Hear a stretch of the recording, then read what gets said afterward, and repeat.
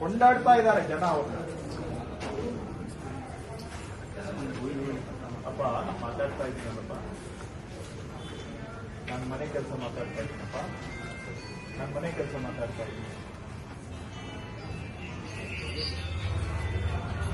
ಹೊಸ ಕೆಲಸಕ್ಕೆ ಬಂದಿದ್ದೀನಿ.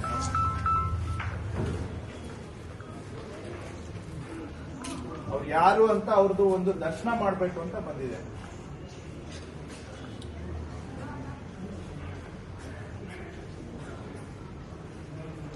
ಒಂದು ಕೆಲಸ ಮಾಡಿ ಅಮ್ಮ, ಯಾವ್ಯಾವ ಕೆಲಸಕ್ಕೆ ಎಷ್ಟು ಅಂತ ಒಂದು ಅಮೌಂಟ್ ಬೋರ್ಡ್ ಹಾಕಿಸ್ಬಿಡಿ, ಅಟ್ಲೀಸ್ಟ್ ಫಿಕ್ಸ್ ಮಾಡ್ಬಿಡಿ, ಹೋಗ್ಲಿ ಅದಾದ್ರೂ ಆಗ್ಬಿಡ್ಲಿ.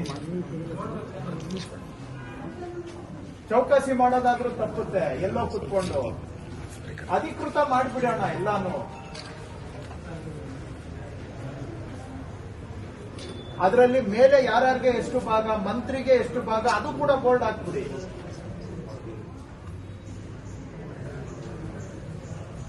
ಇಷ್ಟು ಕೊಡದೆ ಇಲ್ಲಿ ಏನು ಕೆಲಸ ಆಗೋದಿಲ್ಲ, ಇದರಲ್ಲಿ ಇಷ್ಟು ಪರ್ಸೆಂಟೇಜ್ ಮಂತ್ರಿಗೆ ಹೋಗುತ್ತೆ, ಅದು ಹಾಕಿ, ತಪ್ಪೇನಿಲ್ಲ.